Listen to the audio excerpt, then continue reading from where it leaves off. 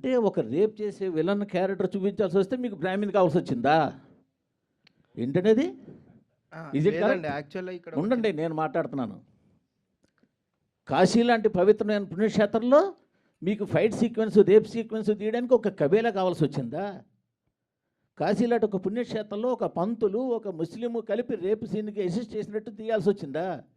ఏంటండి mind set? ఒక crime అనేది ఎక్కడైనా జరిగింది అంటే అది ఆ దేశ కాలమైన పరిస్థితులు బట్టి, ఆ ప్రాంతం బట్టి, అక్కడ ఉన్న మనస్థితి బట్టి క్రైమ్ అనేది జరుగుతుంది. అంతే. నీ వ్యక్తిగత నమ్మకాల నుంచి క్రైమ్ జరగడం జరగకపోవడం అనేది ఒకటి. బ్రహ్మణుడు రేపు ఏంటి అనే పదం అతను మాట్లాడాడు కాబట్టి నేను అడుగుతున్నాను ఈ విషయం.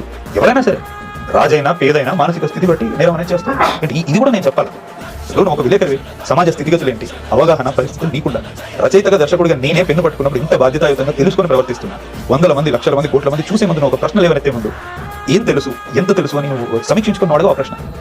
అంటే ఇది ఏమీ తెలియకుండా, ఇలాంటివి ఏమీ తెలియకుండా అక్కడ కూర్చొని ఒక గొంతు పెద్ద చేసుకొని మాట్లాడితే ప్రపంచానికి నీకేం తెలియదో తెలుస్తుంది. ఈ రోజు నేను మాట్లాడుతున్నాను కాబట్టి నేను ఎంత తెలుసుకొని సినిమా తీసానో తెలుస్తుంది. ఇది అంటే విలేకరుగా మీకు బాధ్యత ఉండాలి.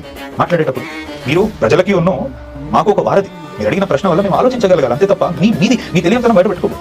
విడివిడి జ్ఞానంతో మాట్లాడేసి అంటే ఏమనుకున్నారు, ఇలాంటి రోజు మళ్ళీ రాదనుకున్నారా, నేను సమాధానం చెప్పననుకున్నారా?